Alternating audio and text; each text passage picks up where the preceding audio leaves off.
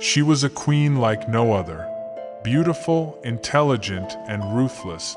Cleopatra VII, the last pharaoh of Egypt, whose name echoes through history as a symbol of power, beauty, and deception. But behind her dazzling charm lay a heart full of ambition, a cunning mind, and a desire for power that knew no boundaries. Cleopatra was born into a world of intrigue and violence, a world where power was often seized rather than inherited. She didn't just want to rule Egypt, she wanted to reshape the world. But her rise to power was anything but smooth. Cleopatra was born into the Ptolemaic dynasty, and from the moment she came into the world, her life was defined by struggle. As a young woman, she was thrust into a ruthless battle for control of Egypt, a battle not just against invaders from foreign lands, but against her own family. Her brother, Ptolemy XIII, was co-ruler with her, but as their reign progressed, he became a threat to her. Power struggles in the royal court were common, but Cleopatra's thirst for control reached a point where it seemed only one of them could survive. History suggests that Cleopatra may have resorted to desperate measures. She did whatever it took to eliminate her brother from the equation. Some historians believe she had him killed, removing him from the throne to take full control of Egypt, securing her position as the undisputed ruler. But it wasn't just about securing her throne. Cleopatra was not merely a monarch. She was a master manipulator, and she knew the power of alliances. Cleopatra understood the importance of strategy, and her next move was perhaps her most daring yet. She seduced one of the most powerful men in the world, Julius Caesar. Her relationship with Caesar wasn't just a romantic affair, it was a carefully orchestrated political maneuver. Cleopatra's ambition knew no limits, and she wasn't shy about using whatever resources she had at her disposal to secure Egypt's future. Caesar, the ruler of Rome, was the key to her plans. Their affair resulted in the birth of a son, Ptolemy Caesarion. This child was not just a son. He was a symbol of Cleopatra's connection to Rome, and she hoped that he would serve as the perfect pawn to solidify her power. But when Caesar was assassinated, Cleopatra's world was turned upside down. She didn't sit idly by, mourning the loss of her lover. No, Cleopatra was too shrewd for that. She quickly moved on to another powerful Roman leader, Mark Antony.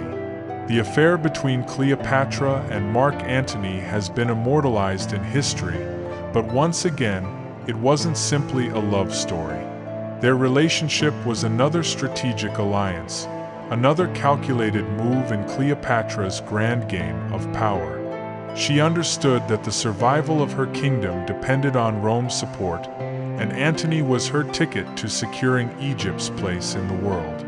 Together, they would challenge the might of Rome, but not everyone was happy with their union. Cleopatra didn't hesitate to use darker methods to secure her throne. She surrounded herself with trusted advisors, many of whom were skilled in poisons, potions, and occult practices. It was whispered that Cleopatra's court was a place where dark arts were used to eliminate her enemies, rivals who dared to challenge her power. Some even say she might have used poison to deal with her own brother, Ptolemy XIV, whose growing power threatened her reign. If anyone crossed her, there was no room for mercy. Her enemies didn't die by natural causes. They vanished, leaving nothing but blood and fear in their wake.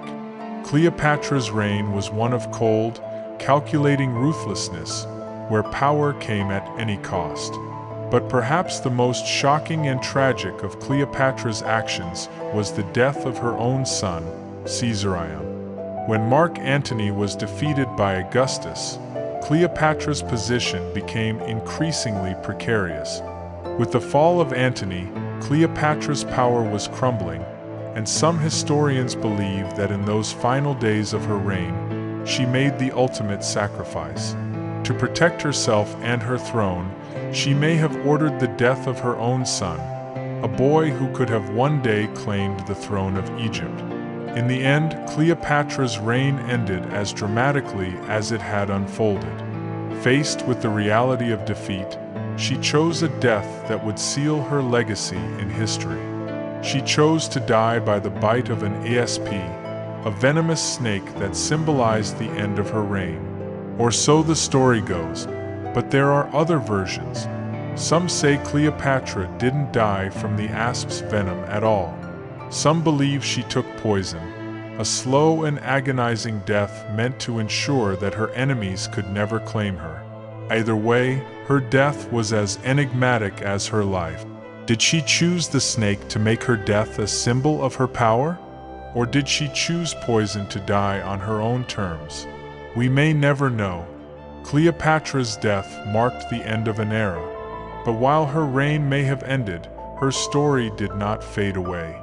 Cleopatra became a legend, a symbol of ambition, betrayal, and bloodshed.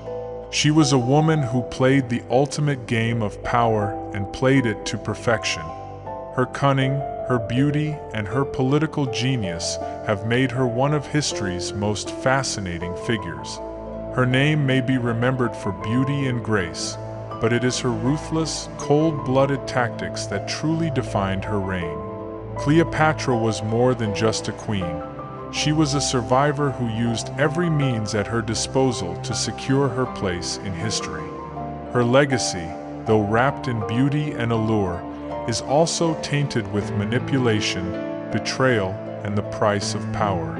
And perhaps her greatest secret, the full extent of her power, her machinations, and her final moments, is still buried in the sands of Egypt, waiting to be uncovered. Thank you for watching. If you want more stories like this, give it a like. Good luck.